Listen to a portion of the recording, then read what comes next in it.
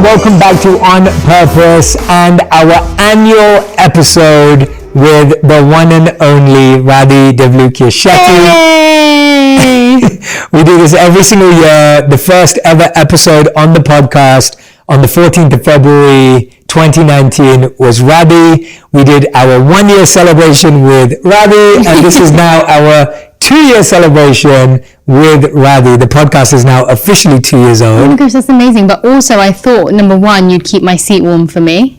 Is it not warm? I mean, and seeing as I'm like probably the person that's been on the podcast the most, I thought maybe I'd have like some of my favorite snacks here, but I had to bring my own tea, didn't I? This is your house. I had to bring my own tea, didn't I? This is your house, and the snack cupboard is yours, and you do own this. But it's different if you bring it for me.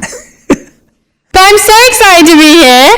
And yeah, I don't know what we're going to speak about, but I'm very excited. Yeah, so Radhi and I don't plan these. What we do is we ask my team, friends, people we know, people we don't know, to come up with questions that we can discuss, and that's what we're going to do today. We think 2020 was a incredible year for relationships and the challenges it brought with that. So we want to dive in today about how we tried to navigate 2020. And as always, these conversations are completely raw and open and vulnerable, where we're sharing with you our mistakes, the things we got wrong, the things we learned, the things we got right. We're sharing all of it in this conversation. So I really, really hope that you enjoy this one. As do I. So let's go. What should we start with? So the first question that I have from our team is, what do you find hardest about love? I was actually thinking about this morning when I was thinking about coming and speaking here. Coming and speaking to you. And I was thinking about how, you know, a lot of the time when you end up feeling annoyed at your partner or irritated in some way, or when they really annoy you, it actually made me realize that a lot of the time, you know, they say it ends up being a reflection of you.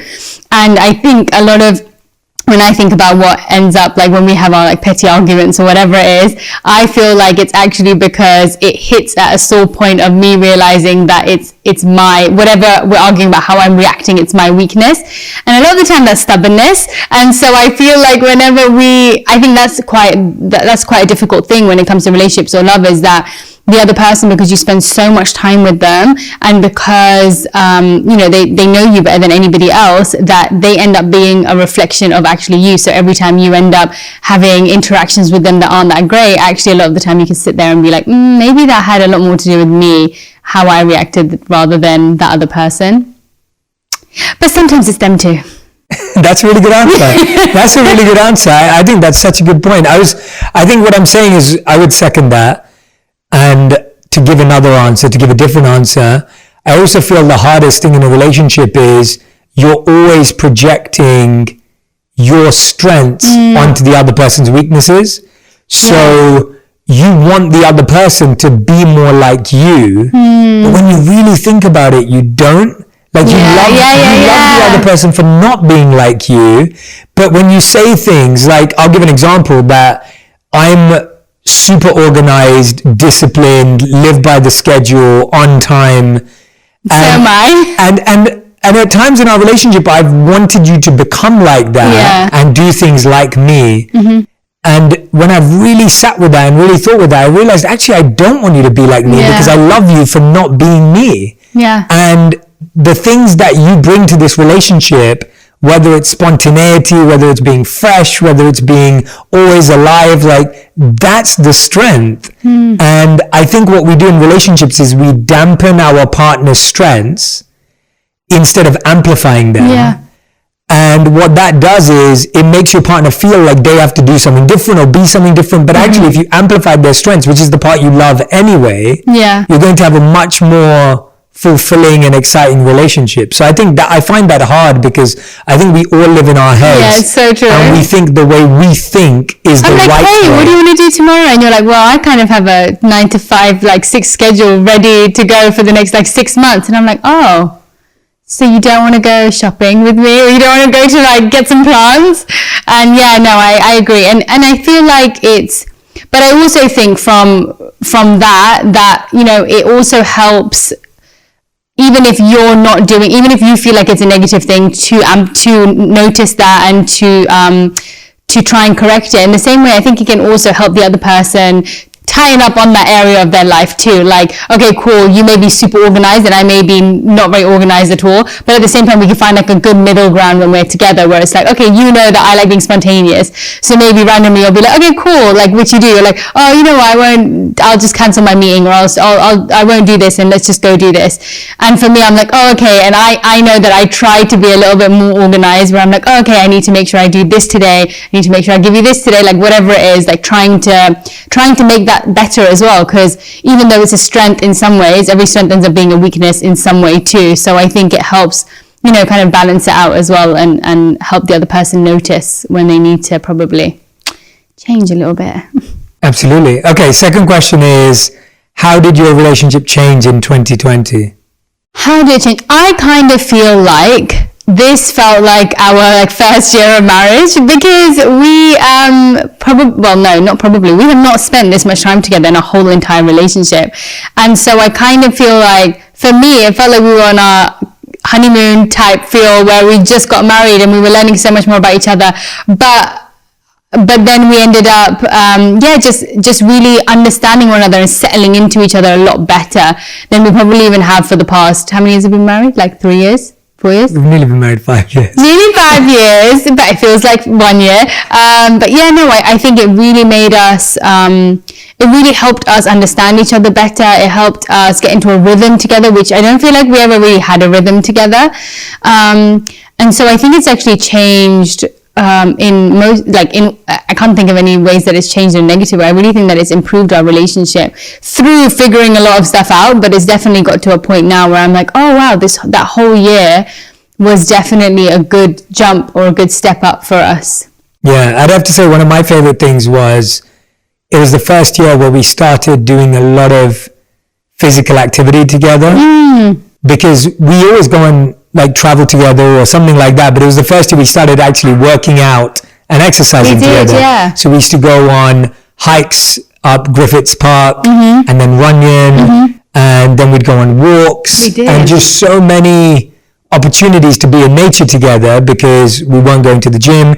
And then we were doing in-home workouts together with a virtual workout, and we'd put our playlist on with that song that you were talking about the other day. That's the song of 2020 for me. And I just think that we were forced to just spend so much time together, but we actually found ways to do things we enjoyed together. I think we actually realized that we were spending time together in the wrong ways before. Like, I feel like that's what it made us realize, that we thought going shopping together or going to watch a movie together was like, and sitting and watching a movie together were the ways that we would be spending time together. And then we realized that actually we just really enjoy doing, whether it's like normal things like working out, but it feels so much more fun for us than sitting there and doing something that I don't know how to explain it, but yeah, like something that where we're not talking or we're not interacting, and the focus is somewhere else. Whereas this, it's like you're completely focused on the activity, completely focused on the other person, and it was just so much more fun to do that stuff together, even if it is just like working out and or going for a walk or whatever it is. But it felt so much more interactive and so much more fun. Yeah, and for everyone who's listening and watching, this was the year that Radhi and I have spent the most actual time together since we've been married, and since we were dating, because I'm always traveling, she's back at home in London, sometimes she's traveling, and for us to be in this space together, we had to focus on learning about each other even more. So it was a big change for us. Yeah. And like Radhi said, I think the same. I think it just brought about positives for us, thankfully. And you know, we grew a lot closer this year. Yeah, and I do think it's also because I don't feel like it felt natural, but at the same time it was natural because we were both very aware and intentional of how we were interacting with the other person. Because of how bad it's gone in the past, I feel like we have been able to use all of those mistakes that we made, where we were really trying to figure out a way for it to be better. Like we both had the intention of making it better, whether it was like quarantine, whether it was COVID, whatever it was, that like I feel like we've gone through so many times where we tried and it may be like we still weren't understanding each other. We were like, no, this time we both actually really want to intentionally make an effort to have conversations that we maybe don't have, to resolve things in a way that we don't normally resolve things. And so yeah, I think that's also important, because it wasn't just like, oh, this was nice, like it just happened this way. I feel like it was definitely something we thought about and tried as well. I'll do a question for you. Go on. I was thinking about this earlier too, like, and I was going to ask you separately, but I thought, why not ask you on here, put you on the spot. What is, like, okay, for example, you know, in a relationship when one person asks the other person to do something, like I always think about this with you, because you always, regardless of when I ask you to do something, no matter if you're like, let's say something simple, like we're both sitting watching something and I'm literally like to you, oh, I really want this. And like, I haven't even asked you to do it, but you'll literally get up and you'll go and do it for me. Or like, I'll ask you to go get something and you'll like, you won't even flinch, like you'll go out of your way to do it. And actually I was thinking about it and like, that seems like such a small thing. But I actually feel like it's not, because a lot of the time where, even if it's with your mum, your dad, whatever, it's just, oh, do I really have to go and get it? Like, can't you just go do it yourself? But you, I feel, have generally always been like that. And so I was just going to ask you, because I think it'll be helpful for other people too, and helpful for me, like what goes through your mind when, even if I'm being really irritating or being a brat, like what makes you just continually do that without like moaning? The first thing that goes to my mind is, you are such a brat. Yeah. you are closer to that light switch right now. You're closer to the water container right now. Yeah. Why are you asking me to do this? That's the first thing that goes through my mind. And then my monk mind comes in, and there's two sides to it. First of all, I know you're not asking me because you're trying to make my life difficult. You're doing it because you want to be loved that way. and I think that when you realize, if you're in a loving, trusting relationship, you start realizing that your partner's requests, even if they seem unreasonable and irrational, a lot of the time, that's just how you want to be loved in that moment. And when you see it in that way, you go, yeah, of course I want to love you in that way. Because you're not doing it to hurt me, because I know you love me. You're not doing it to upset me. You're obviously not doing it to irritate me. Mm-hmm. So then the only reason you could be doing that is because you need some love right now. And you need love in that way, or you need connection in that way, or you need intimacy in that way. And so you're asking for it because it's a request for love. And I think we think of requests for love as like, oh, give me a hug, or I need to talk to you.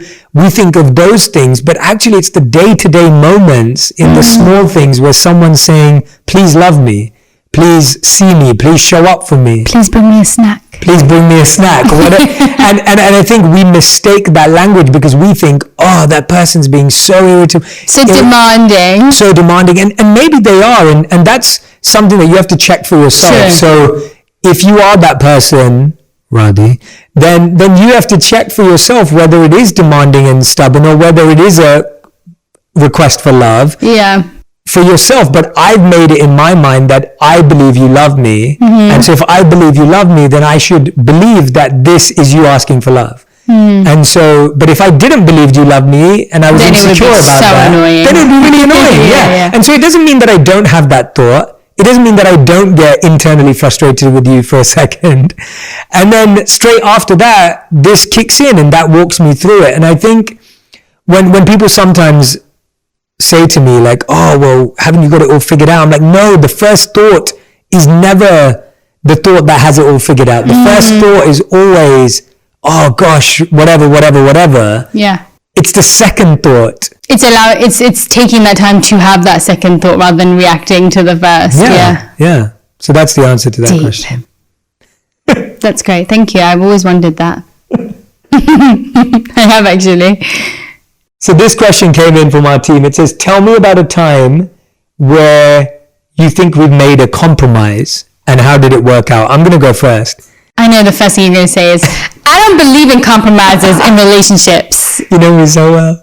So that's exactly what I was going to say. I was like, as soon as I hear the word compromise, I have I have a very interesting relationship with the word compromise because I believe that compromise makes you feel that both of you are giving up something you want for something you both don't want. Oh, yeah. Which doesn't make any sense to me. Repeat that.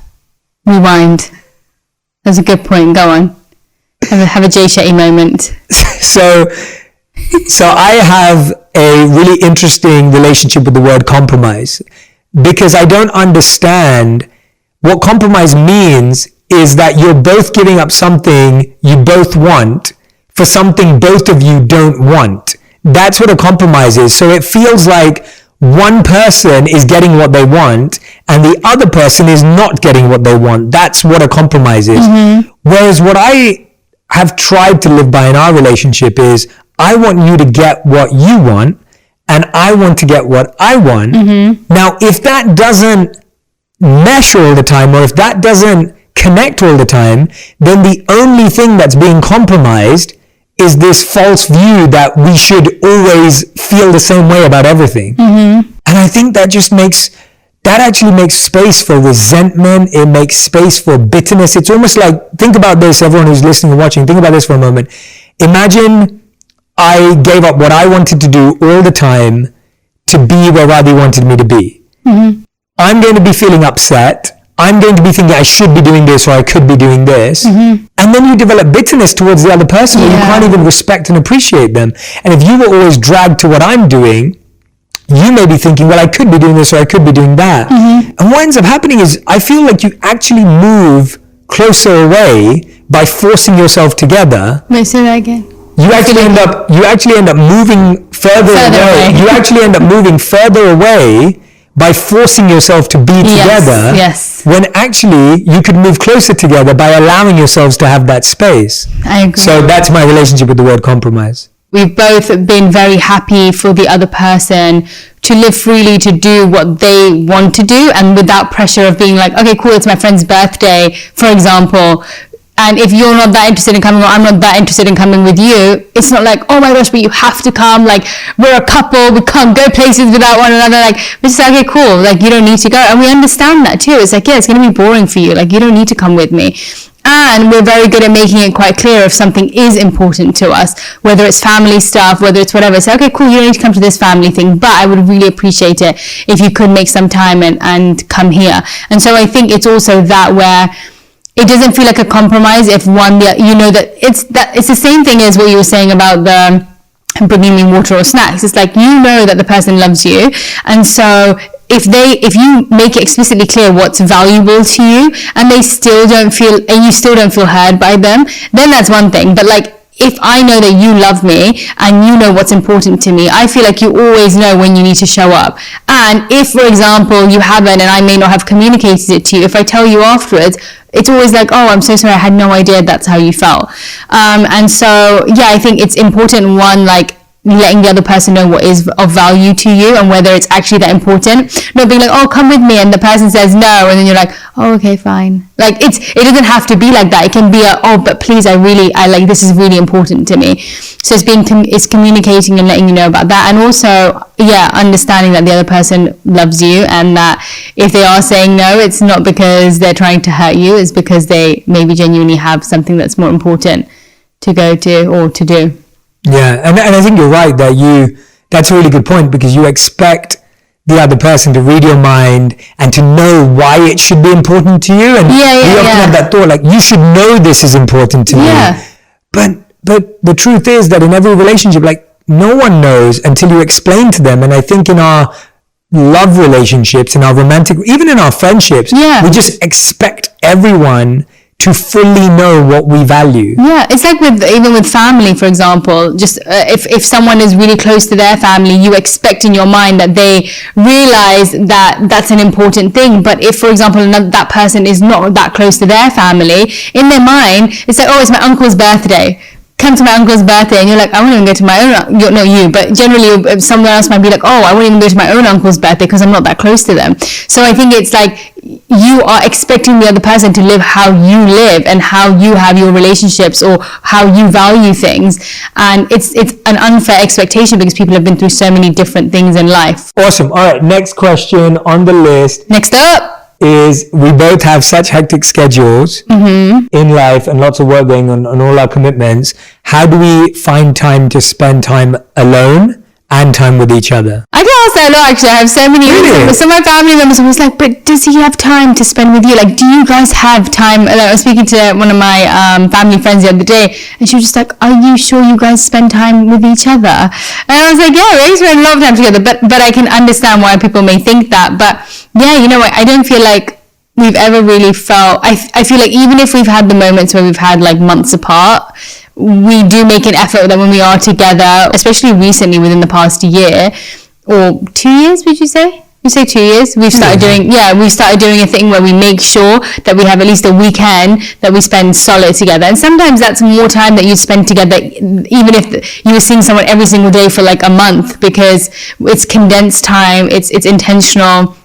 And it's with the sole purpose to spend time together and communicate and be together in a meaningful way. So yeah, we definitely make that time, but it's also because we choose to do that. Yeah, I think we both thankfully gravitate towards quality time versus quantity of time. And so we'll both be like, well, if we're both tired today, we'd rather not force ourselves to try and spend time together and give each other space or give each other time to decompress. And this weekend we'll make sure we spend time together, rather than the artificial force of like, today we had to spend time together because we promised or we said we would. And it's like, but maybe we're both not got the right energy right now. Or we haven't got that presence right now. And so I think it's a mutual understanding. At the same time, I feel like, you know, there have been different parts in our relationship. Like, I remember when we lived in New York, we probably didn't spend a lot of quality time together because the only time I had off was the weekends, and I was busy working sometimes too. And you were doing all your courses and your work on the weekends. And so I spent a ton of my weekends alone, and you spent a ton of your weekdays alone. And if you think back, that's literally was a pattern of our life for 2 years. And then there was travel to London and everywhere else I was going. And I think through all of that, it was always just about savoring those moments. It was about really cherishing and realizing that we were in a building phase. And so I want to address something here actually that I think will be really interesting for people, is I talk a lot about like the 5 cycles of life that we all go through. So we have learn, experiment, perform, struggle, thrive. And so these are like different stages you go through every year. And when we were in New York, we were in a build phase of our life. Like, we were both building. We just got married. I'd literally just started my career. You were discovering your career. We were in a build phase. And I think when you expect a lot from your partner, when you're both building, it can be really demanding. But now we're at a stage in our life where certain things we're performing in, where I've got a bit of a rhythm and a role, and so I'm able to give more time, and you're in this different stage in your life. And I feel like when you start looking at your life as stages, as opposed to like everything this is how it's going to be forever. It's like, it can't be that way. And there's actually a really good book on this by Gary Chapman, and I think it's called The 4 Seasons of Love, or The 4 Seasons of Marriage or Relationships. And it talks about how is your relationship right now in the season of summer, winter, spring, or autumn? Now, when I think about this, I think that all of us want our relationship to always be in summer. I mean, I like winter, but... Oh, yeah, okay. You just ruined it. Yeah. You ruined it. We always want our relationship to be in summer, in the sense that it's hot, it's passionate, it's cool, it's like everything's good about summer, right? We all look forward to summer. But maybe your relationship's at a point in life right now, as this book says, that your relationship might be in winter. It's going for a dark period, a cold period, where you just got to stick it out together. When I think about New York, when I think about us in New York, it was a bit of winter and spring. Like, it was a bit of winter and spring, and autumn's like where you got to let go and you got to shed. And I think about when we first started dating, there were moments where our relationship was in autumn, where we were just letting things go and purging and removing energy. I know when you were going to yoga classes and your yoga teacher training. So I think that book's a great model, and that reflection that I've had for a while, that your life goes through stages and seasons, and stop trying to make every day and every week summer. Yeah, I really love that. That's so cool. What a great book. Yeah, I had a reflection. I started researching and then I found the book. And the way I was thinking about it is like, if you know it's winter, you take an umbrella out. Yeah. If you know it's winter, you put a coat on. Yeah. But if you think it's summer, you keep expecting your partner to, you know. Anyway, so this is an interesting question. What film or TV show do you think offers the best example of a healthy relationship? Oh my gosh, that's such a good question. I automatically in my mind go to This Is Us, because it's one of my favorite shows ever. I've never seen it. You've never seen it, but it's so good. And we love Chrissy, our good friend. Love Chrissy. But there are actually really lovely examples of couples who like make it through stuff in that, whether it's like the main couple. I'm sure, to be honest, most people have probably seen it. You're just the odd one out. But yeah, the main mum and dad, and then there's Sterling. What's his name? Sterling Brown. Sterling, the actor. Yeah, probably. Yeah, I think that's in something Sterling or Sterling something. You'll know who I mean. But their relationship is amazing because they go through so many ups and downs, but they're so good at communication, and I feel like that's a very good show to show very different types of relationships. Even Chrissy's relationship with her partner, her husband on the show, they're all so different in relationships and the way they communicate, but they show very good, very, very realistic and useful relationships, I feel. Yeah. I love that show. It's so good. I actually struggle with this question because I think, I don't watch a lot of TV shows, but I do watch a lot of movies.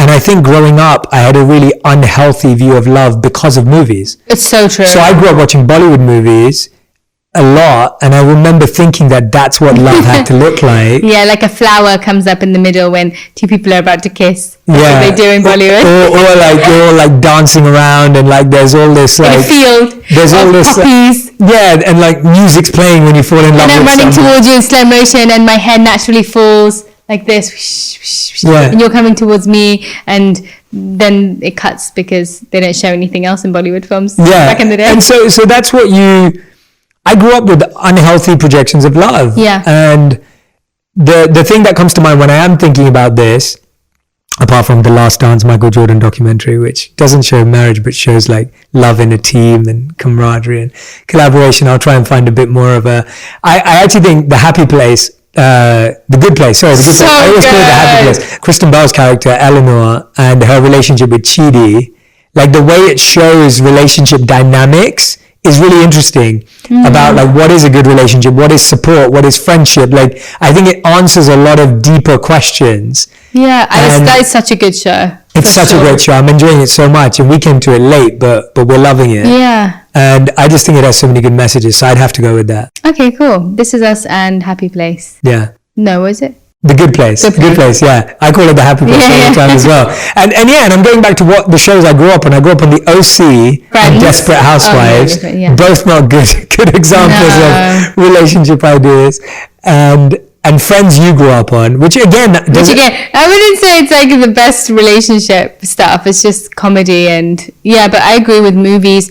It's for girls and for guys, I guess. I didn't think that it was such a big thing for guys because growing up I always think guys just like aren't thinking about like romance in that stage of their life. But for girls, I think for sure you're just always seeing how like the girl's like the damsel in distress and the guy like saves her, and I think it's movies mess you up. Okay, this is an interesting question. Have you ever experienced doubt in our relationship, and how do you express doubt? I guess maybe like right at the beginning when I'm trying to think. Yeah. I'm sure I did right at the beginning, and then just before you're getting married, and like everything's like a bit confusing, and there's just so much going on because of wedding, and then you're like, oh my gosh, I have to get married to this man. I want to know. Yeah. I think probably just at the beginning when everything was so up in the air because I'm sure in most cultures, but in our culture, it's like the man should have a job and the man should be the breadwinner, and like which is not true. You should have which is not true. And he should have everything figured out before you get into a relationship with that person. Like everything should already be set before you even think about marriage. And we really didn't have that. And so I think probably at the beginning, but I was so lucky because my mum and dad really were just so okay that I naturally feel doubts can come into your mind when other people get in your mind. But I think I was quite sure. I felt like straight away I knew I had a connection with you. I knew that your values and the person that you were, I just knew we would be able to grow so deeply together. And that's really what I was focusing on. And then I was so lucky that the rest of everything else fell into place. And I'm so grateful for that. But I knew that the core thing that I wanted in the relationship was there for us to grow deeper in our spiritual lives together. And that was the main focus for me. And then we started having fun. I was like, oh, he is fun. Like, he's just not just like a teacher and like just so deep, but you also were so fun. And all the things that I maybe hadn't thought about was important to me slowly started coming. And I was like, oh, that is really important to me. Gosh, I didn't realize that at the beginning that that's what I wanted. But yes, the doubt was definitely like taken away by me constantly going back to the fact that I wanted to be in that relationship with you for that reason.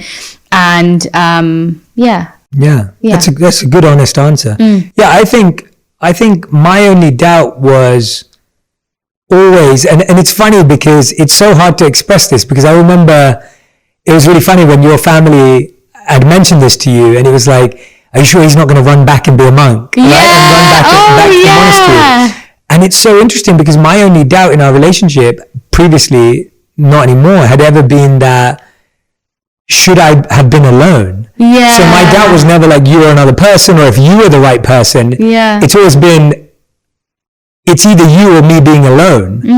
And I think that comes from me loving being alone and spending so much time alone. And I think there was a part of our relationship where, because I was spending long periods on my own, I always considered that. And I had that consideration of like, oh, is this what I'm meant to be doing? Like, should I have done this? Like, I think a big part of my doubt came from a bit of sadness that I was like, oh, am I taking her away from her family? Am I taking her away from her dreams? Am I taking, like, that was where my doubt of should I have been alone came from, was, oh no, maybe I'm like, for my pursuing of my purpose, which I'm really dedicated to, am I taking her away? That was where my doubt came from, that am I so selfish that maybe I should be doing my purpose alone? Why should I drag someone else on my journey? And I actually think at the beginning I probably felt that way too.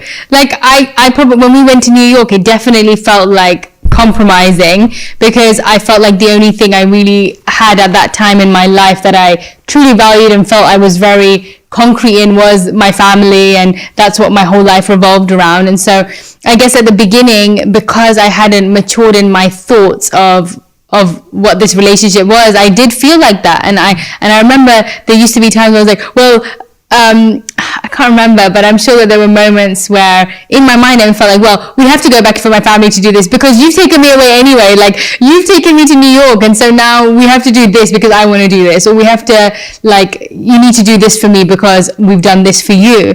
And but I definitely, now looking back, I realized actually it was all so much more for, like, it. So I don't feel that way at all anymore. But I can, I can relate. I probably had those feelings a little bit at the beginning that you're probably feeling from me. No, it's good. I think these are great conversations to have. And what's interesting about these conversations, though, is that sometimes you don't have them in the moment. Yeah. If you don't monitor that well, that could end up breaking something. Definitely. And we're lucky that it didn't. I feel like it could have, though, if I then didn't choose to, like, figure out what was going wrong with me, and I was projecting that all on you and making it feel like it was the issue was our relationship, or the issue was you, but really it was me having a lack of awareness of myself, that I had to do that. Otherwise, I think I would have constantly kept blaming it on that and constantly felt that way. And I have so much admiration for you and respect for you because of that, because I think that it's so easy. I was always trying to compensate and help in whatever way I could, but I feel like you doing that is what's made our relationship so strong, is that you've just really worked hard on the last few years of finding yourself, discovering yourself, working, and you've tried a lot of things. Like it's not been easy, and you know, I feel like I found my thing when I was 18, and I've been doing it for 15 years. And it's funny for me to think that, because a lot of people online are like, oh Jay, you've only been doing this online for like 3 or 4 years, and I've been doing this for 15 years. But for you, I've watched you since we've met, which was, you know, since we've been together, which is what, nearly 8 years now. And I've seen you like try this, try that, experiment with this. And actually it's been really amazing. Why don't you tell people about how you feel your journey's been of discovering your real passion? Because I think people see you now and you've got your amazing YouTube channel and your Instagram page and all the wonderful stuff you're doing. And people may think, oh yeah, Radhi just, and yes, you've always had this energy that everyone loves you for and that I fell in love with you for. But the way you're expressing it now has definitely evolved, right? Yeah, definitely. To be honest, I feel like I had no idea what I was doing till beginning of, or like March last year, when all of this started happening, and it was the first time I had to literally sit there and be like, oh crap, I have no excuse of, oh, I can't do this because I have to go with Jay traveling. Like, I can't start my own thing because, you know, I'm never really in the country and it's really difficult. I just want to focus on what Jay has and I'm just there to support him. And I realized, as much as that was true and I did want to do that, it was probably a big covering for me not wanting to actually figure out what I wanted to do, because everything just felt so scary to start something. And yeah, it just kind of stripped all of that away, where I was like, no, I have to fill my days with something that feels meaningful and figure out what that is to me and how that looks to me. And so I just started, and yeah, I definitely tried so many different ways and different things, whether it was like I did a website during that time, and you know, it's not the best website, but it's like the website that I started off with, and I put so much effort into it. I did like 100 recipes within a couple of months, because I really focused on it, and it just showed me, because I was such a person that I would start something, and as soon as it felt a little bit overwhelming, or even felt like it was getting good or succeeding in some way, I'd be like, oh my gosh, that means I have to take another step forward, and I'm not sure I want to do that. Okay, let's just shut it down and go somewhere else and do something else. And I realized that pattern that I had, and so I was really determined to not do that with this, because I almost like get in my own way of being a failure, in my mind being a failure, because I choose to not take the next step, not because anything else comes in my way, but because the fear of the next step would always scare me enough to not want to take it. And so it was really amazing, actually. I was like just looking at myself from an like outside perspective, and I was like, oh my gosh, I never ever thought she could do this. Like, I never thought I could do that. I never thought I would actually still be making recipes. I thought it was like something I do for a month and then get bored and be like, can't bother to keep adding on to this website anymore. But yeah, and then I decided to try my YouTube thing, which, oh my gosh, took so long to actually start because of fear again pushing me away from it. But you've always been so amazing and supportive in that, constantly, like, you see everything happening for me before I even dream about it. And I think it's just been so nice, because whenever I've had doubts, you've been so amazing at helping me through them practically, where it's in like a supportive way of just love, but a lot of the time it's really taking the time to have the conversations with me, and I avoid the conversations, and you're like, okay, what do you need to do next? Like, what is it? I'm like, I don't want to talk about it right now, I haven't figured it out, and I just don't want to speak about it. But you constantly would help like push me through, because you saw that I was coming from a place of fear, not because I actually didn't want to. And I think that's really important too. It's like, I know with a lot of your stuff, like 99% of the time, you don't necessarily need to speak to me about it, but there are certain times that you do want to discuss things, and vice versa. Like, I obviously need you to input in a lot more of my stuff, because I feel like you've done a lot of the things that I've done, and I really appreciate your advice for it.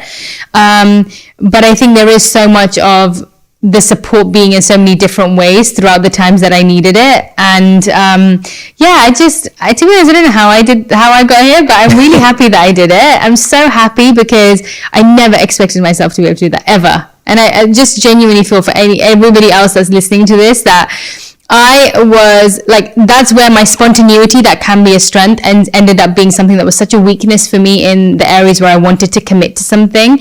And I honestly, and I'm not just saying this, genuinely, if I can do it, ask my mum, she will tell you, if I can do it, I 100% know that other people can. Whatever it is that you love doing, just try it out.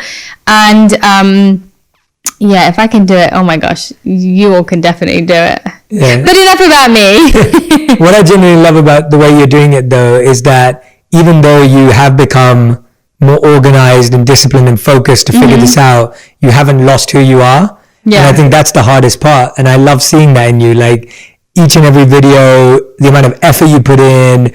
I know the amount of effort that goes behind the scenes when you're about to launch a video, and like your nerves and your excitement. And you just want to make everything so wonderful for everyone. And I love that. I love that even though you've become organized and focused and disciplined and all those things that you've had to learn, that you haven't lost yourself in it. Because I think that's possible too. So I love watching it, and it makes me really happy. And what you were just saying at the end, you know, there's an old relationship rule of like, don't keep the score. And it's been said for many, many years of like, don't keep score in a relationship. But often score feels like, oh, I did this favor, what did someone else do?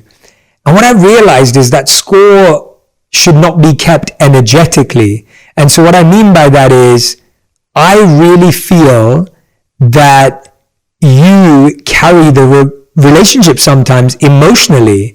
And so I may be carrying it mentally, but you're carrying it emotionally. And so if you're only looking at the mental score, I'll be going like, oh, well, I'm doing everything. Why are you not doing anything mentally? Like, you're not planning, you're not setting goals, you're not doing this. But that's because I'm only measuring it on my scorecard. And I think it's so important to be like, well, there are so many different scorecards. There's physical, financial, mental, emotional, spiritual. There are 5 scorecards. First of all, there shouldn't be a scorecard. But I'm saying there's 5 types of offering in a relationship, and you're only ever looking at the one you give. But it's also useful to think of it in that way. Like, you're saying there's not scorecards, but I think it's useful because I think naturally we all have tendencies to want to be the hero, or like want to be the person that like, oh, but I've done this and I've done that. And so actually looking at it in that way allows you to see where your strength is in your scorecard, but then realize hopefully where the other person is also contributing. So I think,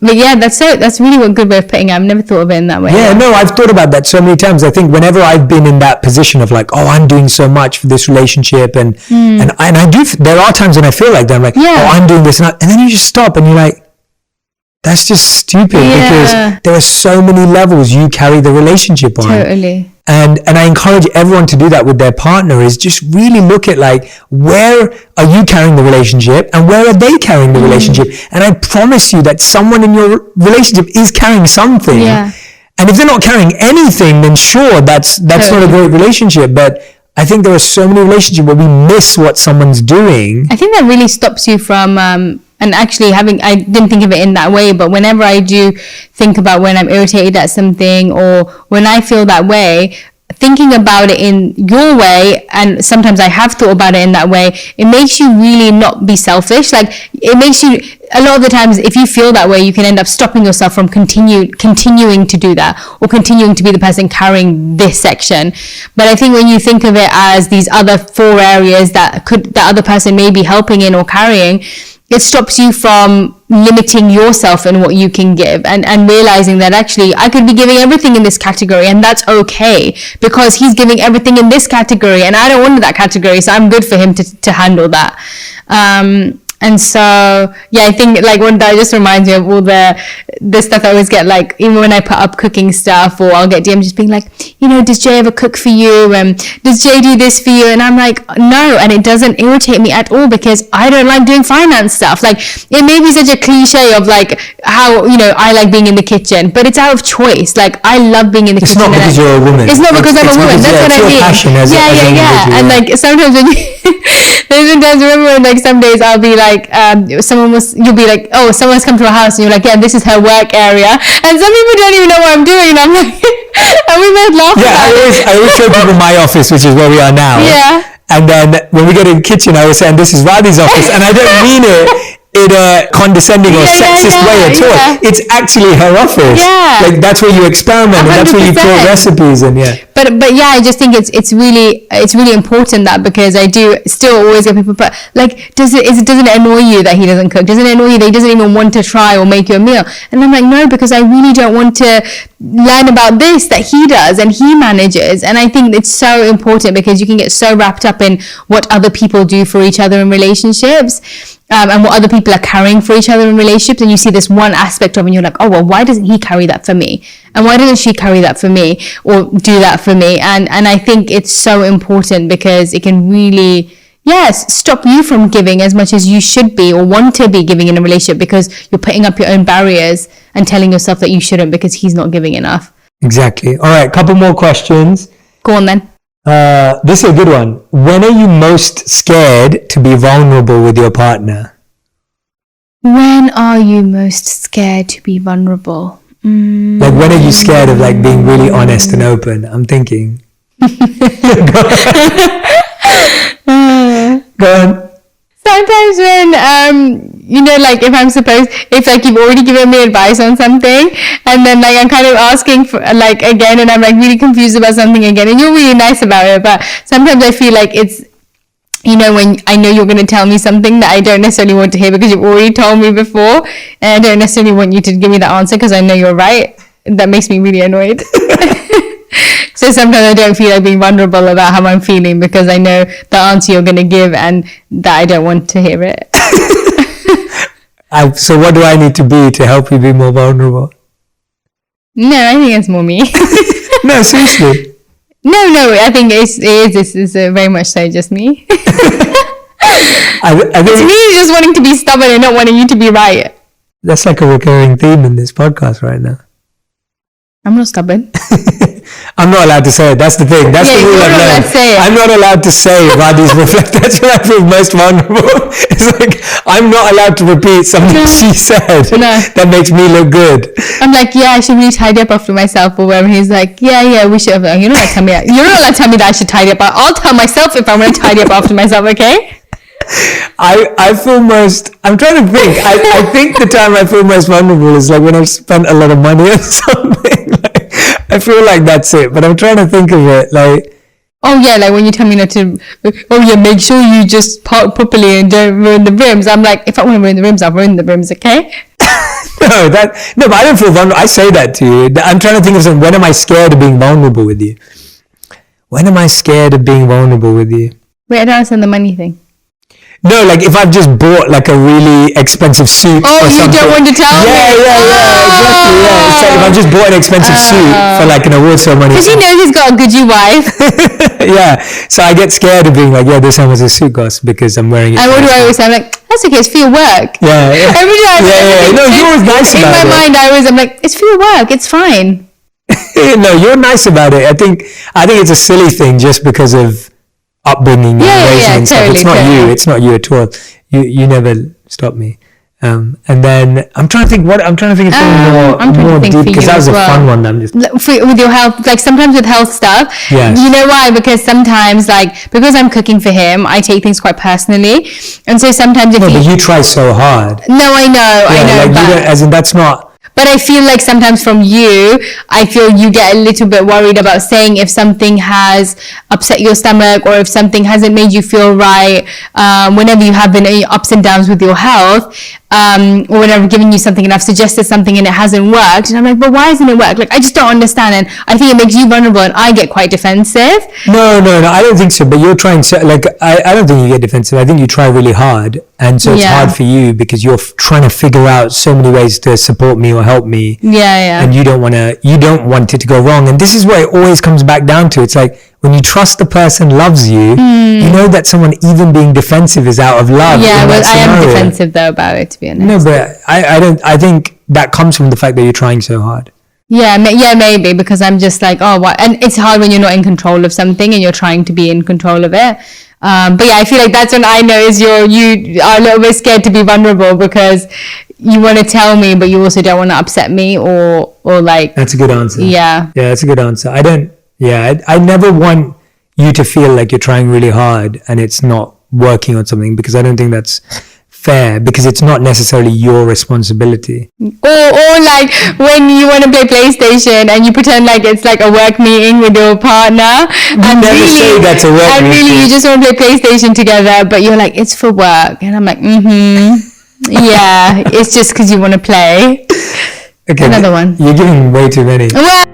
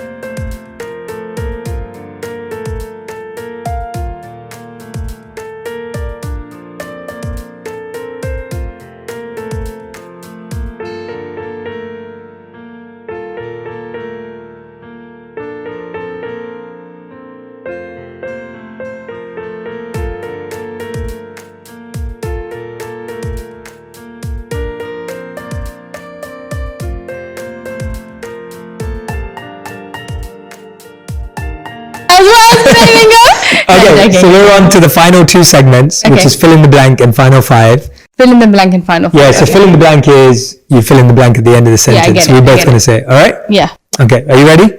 I'm ready. I feel most supported by my partner when? I feel like we did this last time. Yeah, but not the same question. I feel most supported by my partner when he brings me snacks when I don't even ask for them. That never happens. I know, that's why I just don't feel it right now. No, I feel most... That's my answer. You go. I feel most supported by my partner when... I bring you cut up fruit. No, I mean, that's a fun one, yeah. But when... He likes his fruit cut up when he's eating it, like a little baby, because his mum used to do it for him when he was younger. And when he goes back every single time, his mum cuts his fruit up into a little bowl, and he has his little assortment of fruit bowl every day. And he's like, you know, I really love it when my fruit's cut up. So that's what I've been doing, cutting up fruit midday, halfway through my work day. I haven't had it today, to be honest. I'm sitting there cutting up fruit for this king over here. Cut up fruit makes him feel supported. My honest answer is going to be when my partner's present with me, like when I feel like you're really fully present. Okay. And cut up fruit too. Commitment means. Oh, you're really crying. I'm like, you put me in not crying. Dear Shetty exposed. Commitment means. Commitment means. Commitment means. Commitment means like showing up in different ways for one another when the time is right. That's knowing when it's your time to show up and knowing when it's their time to show up. Yeah. I think commitment means mutual love, boundaries, agreements, connection. Like when it's mutually created.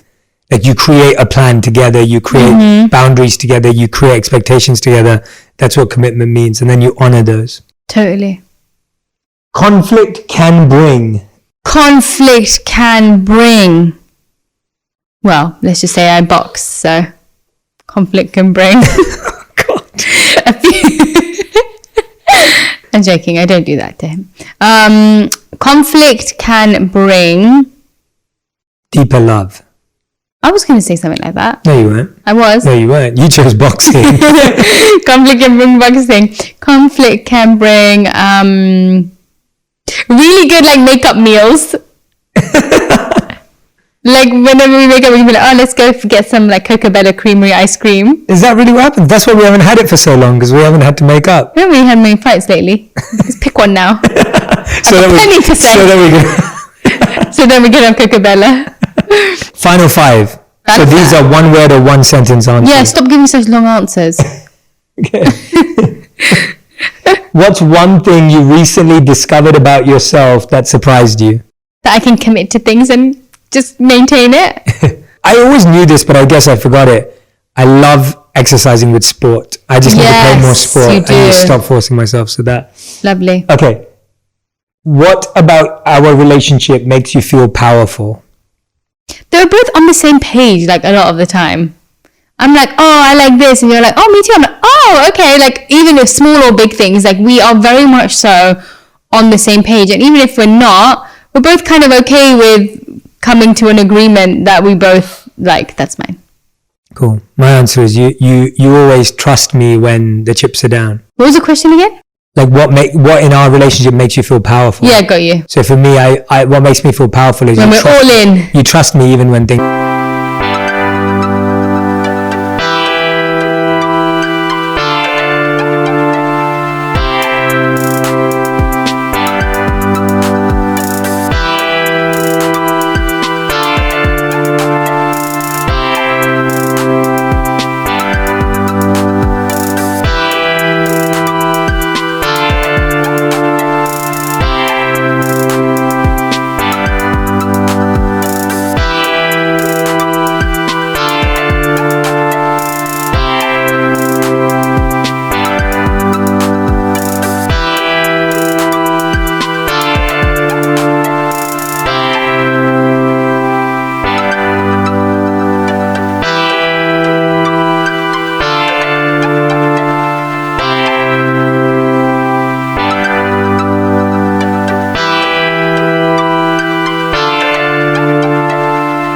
Are not working out externally.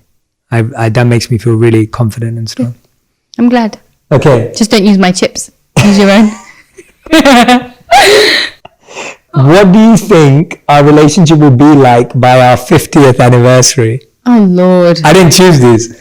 What do I think? I think the better question is, how will we celebrate our 50th wedding anniversary?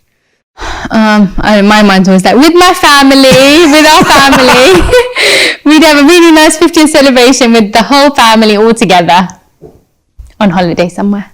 Sounds great. Just letting you know. That's my answer. Sounds great. His would be like just us two on a beach with a tennis court and and cutthroat.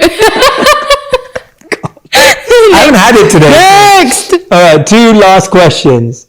What about your partner have you grown to love that you initially disliked?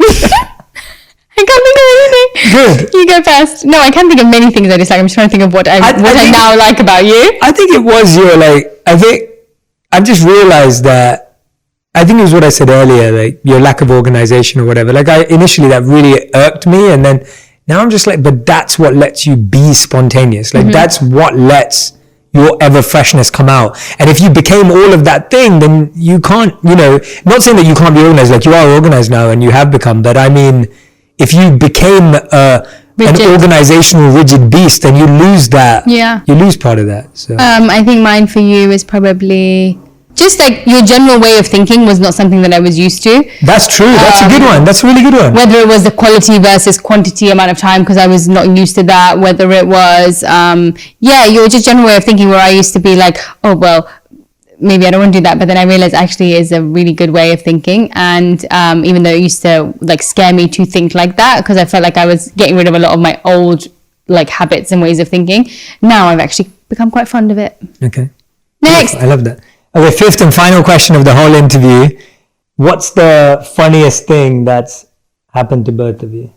The funniest thing that's ever happened to both of us? I was going to say that. Go on. What were you going to say? A few weeks or months ago, someone put us up on this Instagram page called Sibling Revelry. And what this page does is that it puts up pictures of siblings or couples and asks people to guess whether they're siblings or couples. And so they posted a picture of us, and I think 60% said siblings and 40% said couple, probably 40% who know who we are. And it's really funny because all the awkward pictures on that page are siblings. Yeah. So that's probably one of the funniest things that's happened. That is really funny. That was a good laugh. That was good laugh. I can think of another one too. Go on. I remember when we were traveling to someone's birthday or something when we first started dating, and we got lost in the middle. That's what I was going to say. No way, really? That's literally what I went back to. No, I was thinking of when we were, that's what it was. we were going somewhere and it was a countryside, and then somehow we drove into like a barn or like field area, and I was so scared. And that was the first time that I was in a very scary situation with you, and it was the time I realized like how you will always be and always have been since. But like calm, my dad has always been this person for me, so it was so cool because you literally took on that role of like, you were so calm, you're so good, even when you're scared. I was so scared. Even when I was like, even if my dad was so scared, he would never ever show he was scared, and he'd always have me. Like I would never feel scared because he was never scared. And you literally I got a glimpse of that with you, and I was like, oh my gosh, I was so scared. I was so scared. But you did so good that day. So yeah, that was funny now, not funny then. Yeah. And that's it, everyone. Quick 5. Done. Final 5. As always, thank you all so much. Thanks so much for all the amazing questions. Thanks for listening. Thanks for watching. Make sure you go and subscribe to Radhi's YouTube channel. Follow her on Instagram. Please do, so I can bug you and love you. Yeah, go and check out all her new videos. She's posting every single week, and they're the most fun. She's my favorite YouTuber. Turn the little notifications on. And Radhi, thank you for always being our annual special guest. Next time, I think I expect some sort of a prize. Okay. Or a gift. Cool. Or a trophy. Okay. Or snacks. Okay. I'll think one of the above. Okay. But yes, thank you. It was so wonderful, and really thought the questions were great. Yeah, I really enjoyed this one. I think we went really deep with. Yeah. We talked about doubts. We talked about insecurities, vulnerability. Fruit. All right, that's it, guys. Thank you for listening. Thank you very much. See you soon. Next time on Jay Shetty On Purpose podcast. No, really, that's it.